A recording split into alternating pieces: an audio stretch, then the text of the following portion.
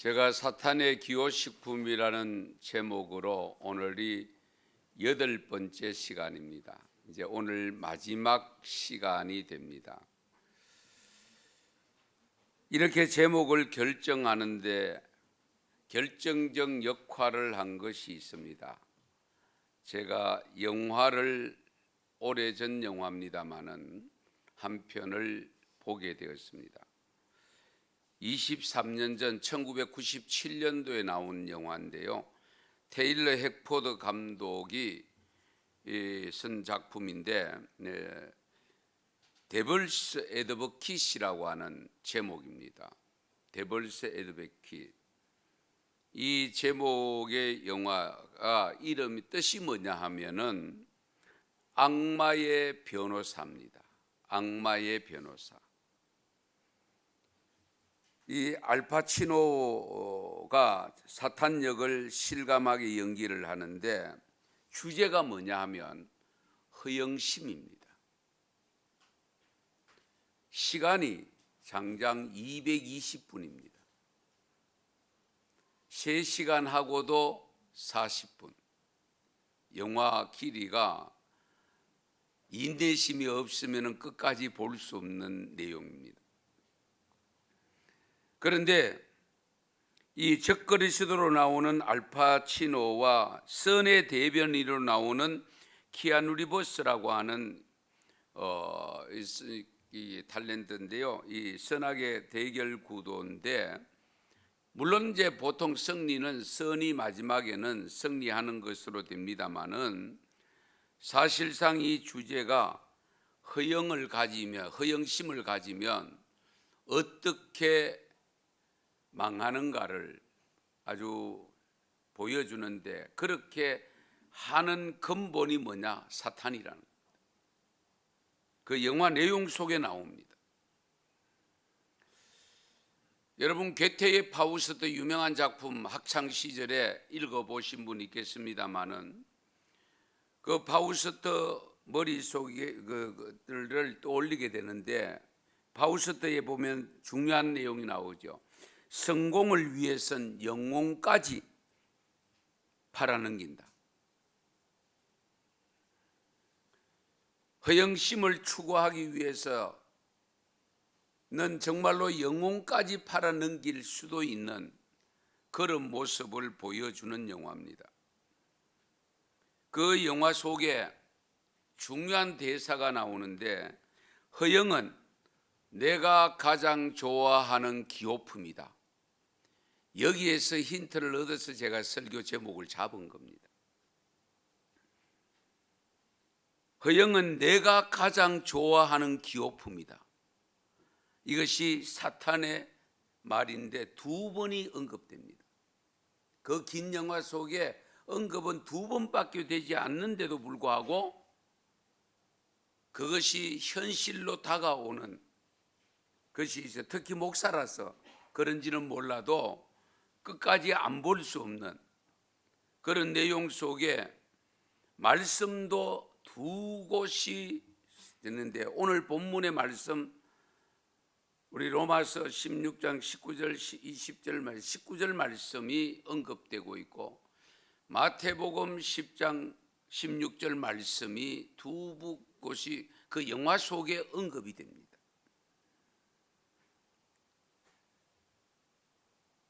허영은 내가 가장 좋아하는 기호품이라고 하는 이 대사를 바라보면서 도대체 사탄은 무엇을 요구하는가?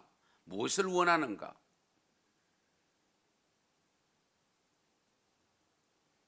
결국 하나님을 저버리게 만든다는 겁니다.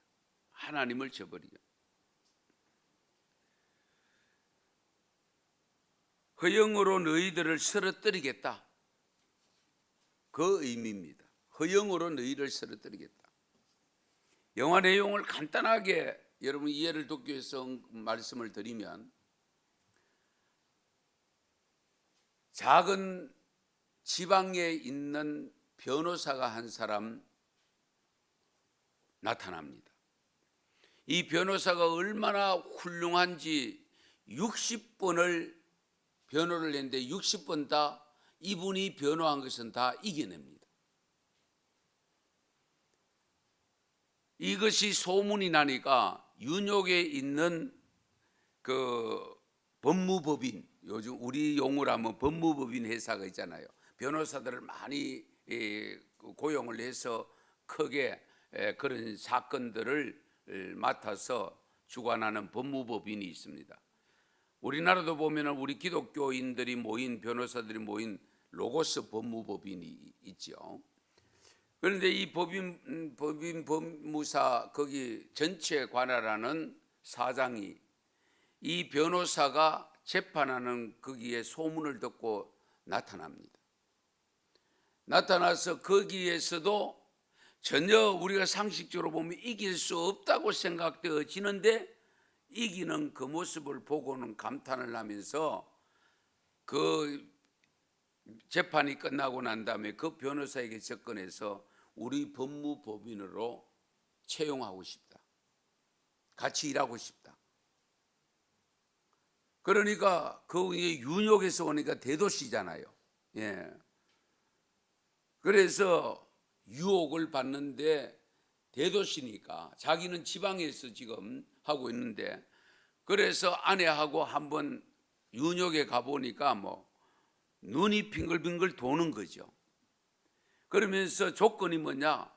엄청난 아무나 살 수 없는 훌륭한 저택, 풍광이 너무 좋은 저택을 제공해주고 그래서 결국은 아내도 동의를 해서 윤옥으로 가게 됩니다.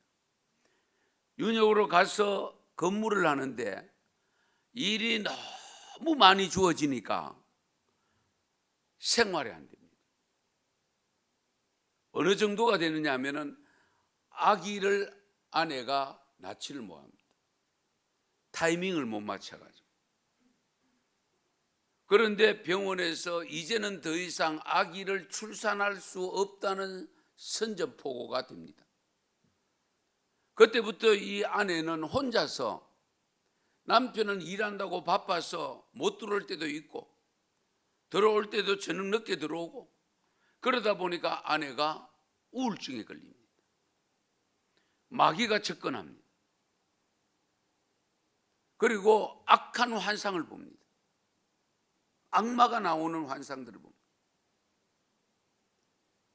그러니까 이 변호사가 일은 잘 하고 이랬는데 결국은 아내 잃고 가정 잃고 다 잃게 되는 거예요. 그런데 이 변호사가 유복자입니다. 엄마가 어릴 때에 아버지가 세상을 떠나고 기르는 것으로 되어 있습니다.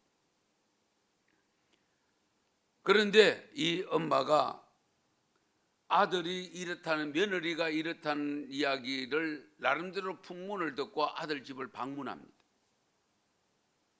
방문했을 때 광경을 보니까 이 보통 문제가 아닙니다.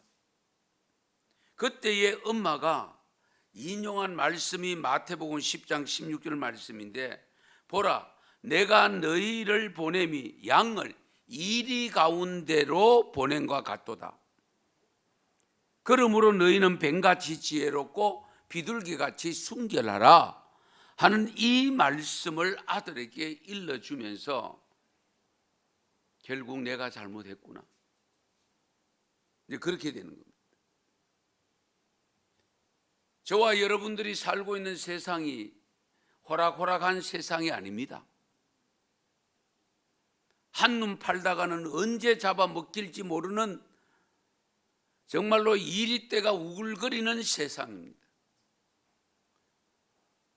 온순하게 이렇게 살다가는 내가 못 살겠다, 제대로 명대로 못 살겠다, 이런 마음 가질 수 있는 그런 환경입니다. 우리나라는 특히 더합니다. 그래서 엄마들도 어쨌든 자녀들이 경쟁에서 살아남도록 하기 위해서, 경쟁력을 길러주기 위해서 학원을 2개, 3개 보내고 아이들은 거기에 지쳐있고 그 학비, 학원비 된다고 돈은 또 벌어야 되고 전체가 맞물려서 돌아가는 세상입니다. 그 속에 무엇이 작용하느냐? 허영심이 작용한다는 겁니다.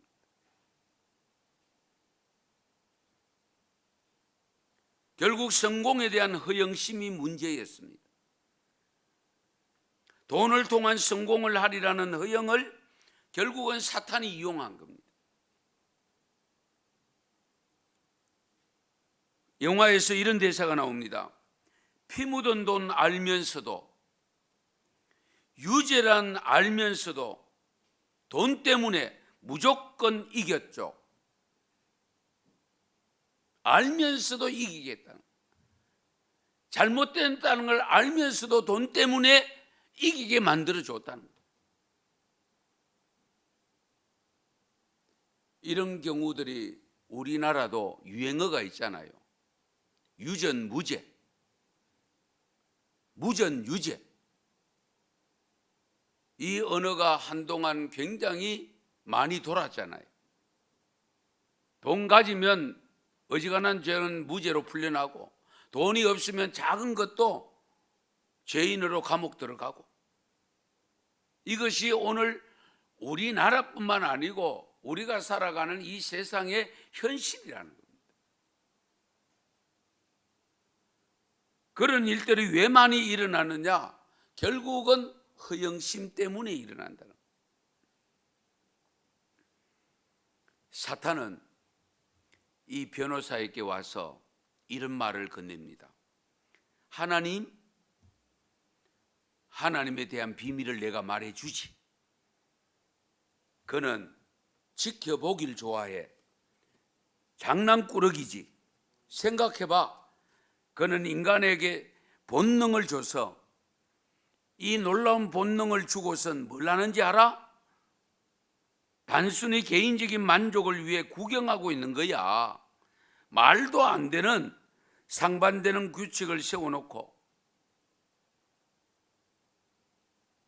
보되 만지지는 말라, 만지되 먹지는 말라, 맛보되 삼키지 말라.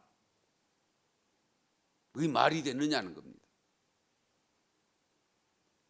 그리고 네가 허둥지둥 될 때에 뭘 하는 줄 알아? 배꼽 빠지게 웃고 있어. 무책임한 방관자야. 그런 자를 네가 숭배하느냐? 이런 식으로 사탄이 와서 아주 마음을 부추깁니다. 그래서 영화 마지막 장면에서 이 알파치노가 미소를 지으면서 하는 말이, 허영은 내가 가장 좋아하는 기호품이야. 바로 이 허영심에 대해서 넘어진 유명한 사람이 오늘 구약 본문에 열왕기상 11장에 주인공으로 나타나는 주인공, 너무 잘 아는 솔로몬입니다. 우리는 솔로몬이 지혜의 왕으로 복 받은 것만, 물질의 복만 받은 것만 생각하지만 오늘 내용은 솔로몬이 하나님을 떠나는 내용입니다.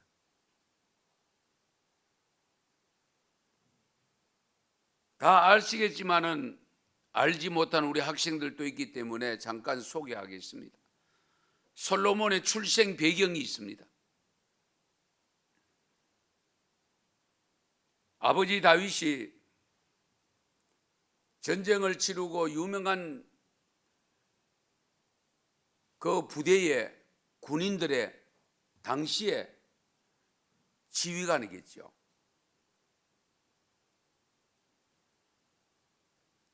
우리아가 전장에 나가 있는 사이에 우리아의 아내를 왕이 범합니다.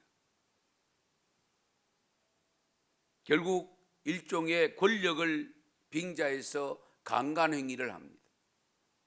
그러면서 그것을 표 안 나게 하기 위해서 결국은 전선에 있는 우리아를 불러들여 가지고 아내와 동침하도록 만드는데, 우리아가 얼마나 유명한 현명한 장수냐면 우리 지금 동료들이 다 전선에 있는데 내가 집에 가서 아내와 함께 잘 수 없다. 그래서 다른 데 잠을 잡니다.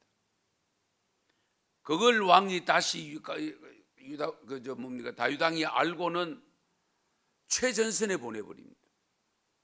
그래서 우리아는 전사하게 됩니다.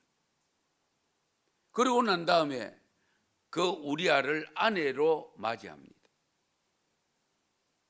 그때에 하나님께서 나단 선지자를 보냅니다. 나단 선지자를 보내서 그 우리아가 임신해서 아기를 낳을 때에 그 아기는 죽는다. 그 선전포고를 받았을 때에 정말 얼마 있지 않았다가 우리아가 아기를 출산하게 되어지고 그 출산한 아기가 병이 들었습니다. 하나님이 치셨다고 했습니다. 성경에 보면.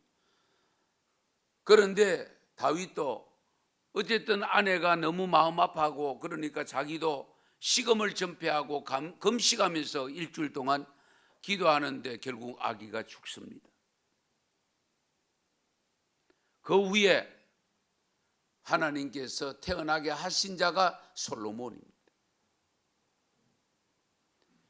그런 솔로몬이 이제 다윗 성장하면서 다윗이 나이가 많아 아버지가 나이가 많아지면서 이 아버지가 이제 세상을 떠날 때에 솔로몬을 왕으로 지명합니다. 그래서 솔로몬이 결국 왕이 되어져서 여러분 아시는 대로 그 되어지는 과정 속에 성전 건축을 합니다. 왕궁 건축을 합니다. 성전은 7년이 걸려서 건축하는데 왕궁은 13년이 걸려서 건축을 하는 호화롭게 건축을 합니다. 그래도 솔로몬의 기본 신앙이 있어서 믿음 좋은 아버지 다윗으로부터 배운 것이 있어서 산당을 만들어서 거기서 하나님 앞에 제사를 올립니다. 그리고 난 다음에 제사를 드릴 때에 1,000번제를 드리잖아요. 하나님께서 너무 기특해서 솔로몬에게 내가 네게 무엇을 하여 줄꼬? 그럴 때에 솔로몬도 정말 또 지혜롭게 내가 이 많은 백성들을 다스려 나가고 그 당시에는 왕이 전부 재판을 해야 됩니다. 이 재판을 하기 위해서는 지혜가 필요합니까? 지혜를 달라고 하잖아요. 그러니까 하나님도 정말 멋있다. 부도 구하지 아니하고 장수 수도 구하지 아니하고 백성들을 잘 다스리기 위해서 지혜를 구하기 때문에 내가 지혜는 물론이거니와 네가 구하지 않는 부귀영화도 준다.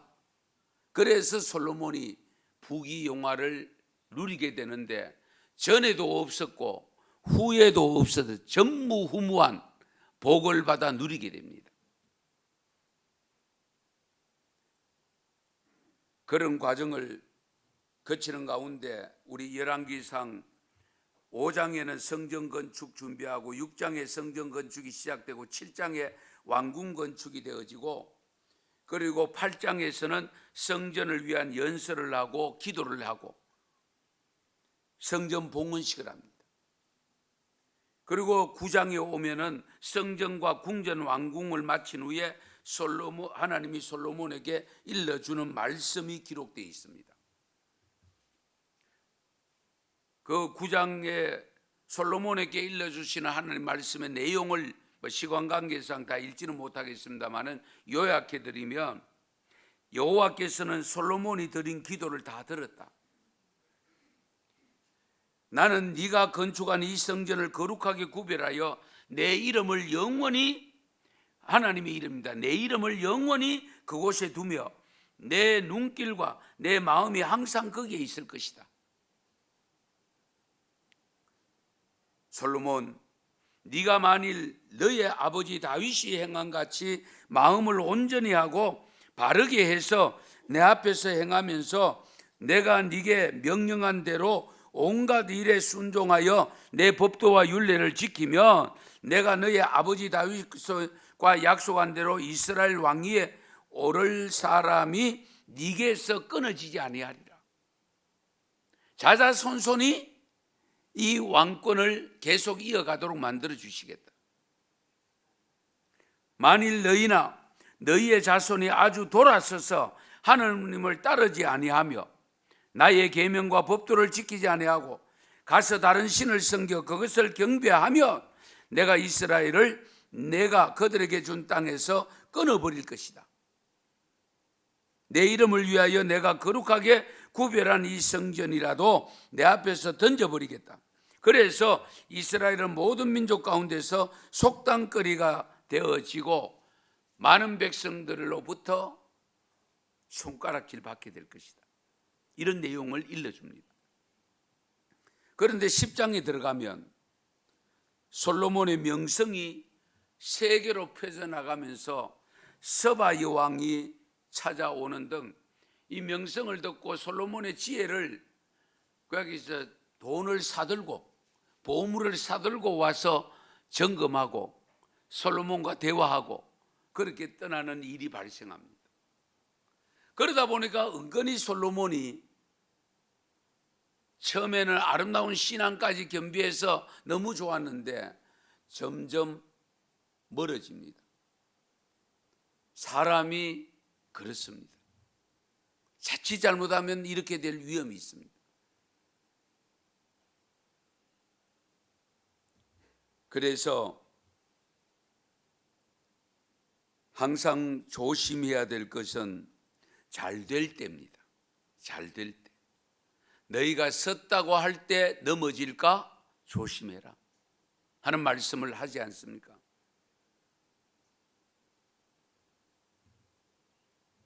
그래서 23절 그 10장 23절에서 25절 말씀 좀 같이 읽겠습니다. 같이 읽습니다. 솔로몬 왕의 재산과 지혜가 세상의 그 어느 왕보다 큰지라. 온 세상 사람들이 다 하나님께서 솔로몬의 마음에 주신 지혜를 들으며 그의 얼굴을 보기 원하여 그들이 각기 예물을 가지고 왔으니 곧 은그릇과 금그릇과 어복과 갑옷과 향품과 말과 노새라 해마다 그리하였더라. 아멘. 우쭐댈 만도 하죠. 이렇게 진행되어지는 동안 솔로몬의 마음이 점점 하나님과 멀어지고 있었음을 알 수가 있습니다. 결국은 솔로몬의 마음이 여호와를 떠나버립니다. 그 내용이 오늘 읽은 11장 9절에서 11절 말씀 같이 한번 읽겠습니다. 9절에서 11절입니다. 솔로몬이 마음을 돌려 이스라엘 하나님의 여호와를 떠남으로 여호와께서 그에게 진노하시니라. 여호와께서 일찍이 2번이나 그에게 나타나시고 이 일에 대하여 명령하사 다른 신을 따르지 말라 하셨으나 그가 여호와의 명령을 지키지 않았으므로 여호와께서 솔로몬에게 말씀하시되 네게 이러한 일이 있었고 또 네가 내 언약과 내가 네게 명령한 법도를 지키지 아니하였으니 내가 반드시 이 나라를 네게서 빼앗아 내 신하에게 주리라. 아멘.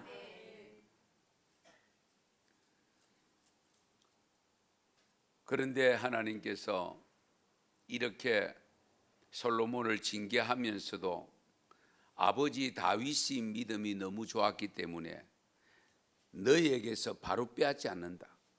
네 아들이 왕이 될 때에 내 신하 중에서 한 사람이 나타나서 나라를 갈라서게 만든다. 하나님이 그렇게.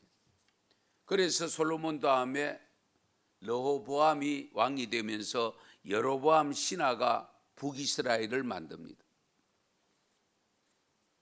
예, 안타까운 일이죠. 사탄이 어느 정도로 허영을 좋아하느냐 하면 예수님도 40일 금식한 후에 사탄이 나타나서 3번을 시험하잖아요. 한번 생각해 보세요. 처음에는 40일 금식했으니까 배가 얼마나 고프겠어요. 돌을 가져와서 야, 돌을 떡을 만들어 먹어봐라. 아마 제 같으면 그랬을 것 같아요. 그래, 떡 내 갖고 돌 갖고 왔나? 떡 만들어 먹을게. 물로 포도주로 만드시는 분인데 어떤 모습으로라도 할 수 있을 텐데 말씀으로 물리치잖아요. 사람이 떡으로만 사는 것이 아니라 말씀으로 산다. 여호와의 말씀으로. 할렐루야. 그 다음에 두 번째는 위에 성전 꼭대기에 올려다 놓고 뛰어내려라. 그러면 하나님이 받아주시지 않겠나? 하나님이 천사를 보내주셔서 떡마다서 깨끗하게 안 해주겠나? 그럼 못 뛰어내리겠어요? 물리로 걸으신 분인데. 그렇잖아요. 그런데도 예수님은 거기에 동조하지 않습니다. 자기의 능력과 권능을 사용하지 않습니다. 그리고는 세 번째는 또 높은 산 위에 가가 저 다 봐라. 자기 것처럼 이야기합니다. 사실은 하나님의 것인데 그거 다 줄게. 내한테 절해라. 세 번 다 예수님께서 말씀으로 물리치잖아요. 그러면서 거기에 일말에 자기의 능력이 있음을 과시하거나 우쭐대거나 그걸 보여주기 싶은 마음이 일어나지 않겠습니까? 그런데도 그런 것을 철저하게 제거하고 그 허영심에 빠지지 않습니다.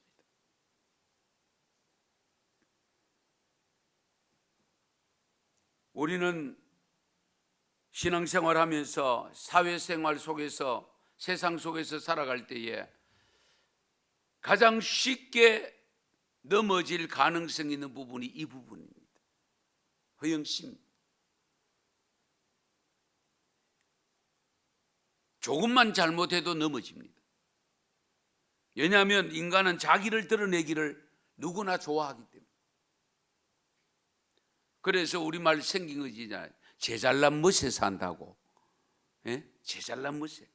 자기 잘난 멋에 산다 그러잖아요. 그 자기 잘난 멋을 어떻게 해요? 많은 사람들에게 드러내기를 원하잖아요. 우쭐대기를 원하잖아요. 빌립보서 2장 3절 4절에 이런 말씀이 있습니다.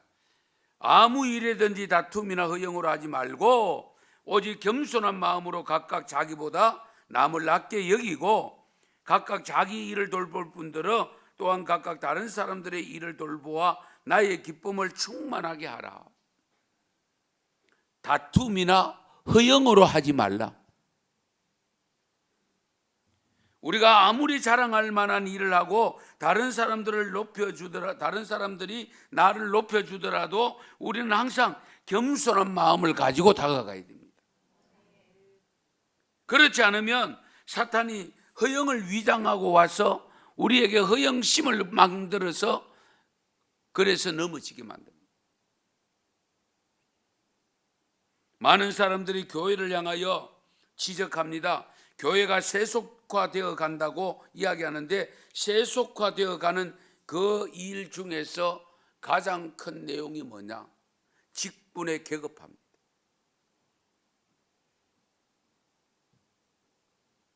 사회가 전체가 계급사회에 있어 살다 보니까 교회 안에 들어와 있는 직분 제도에 대해서도 그런 유혹을 받습니다.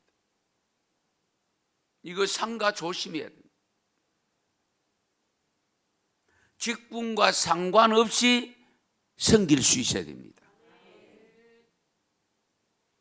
왜? 우리 예수님은 하나님의 아들로 이 땅에 오신 분이잖아요. 그럼에도 불구하고 뭐라고 말씀합니까? 내가 너희를 발을 씻긴다. 내가 너희들의 발을 씻겼듯이 너희들도 나가서 그렇게 해라고 일러주지 않았습니다.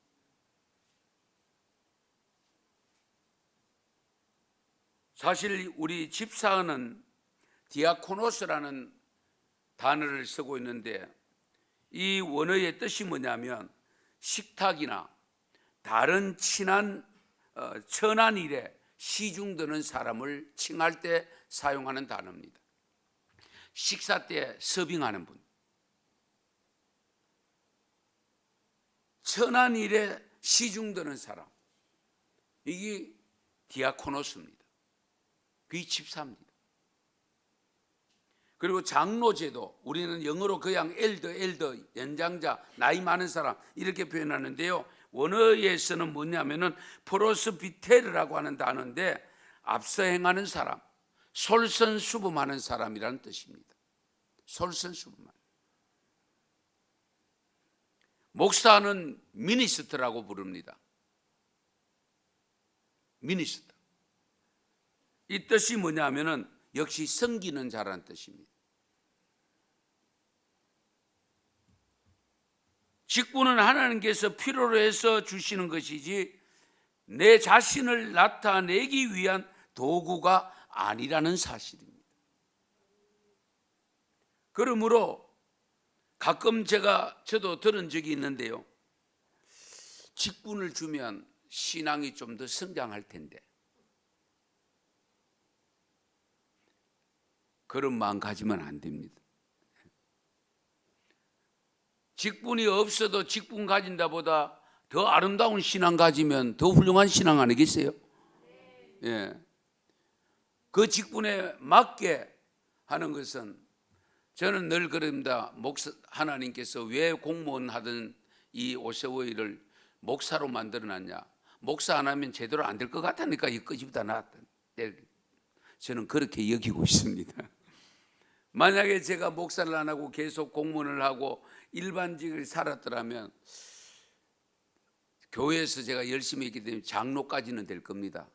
왜냐하면 안수입사 피택 받아놓고 신학교를 갔기 때문에 일찍이. 그랬으면 아마 목사 열 잡아 먹었을 거예요. 예?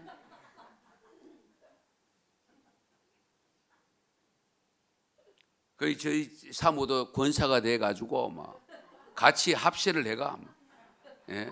어떻게 했을지 몰라.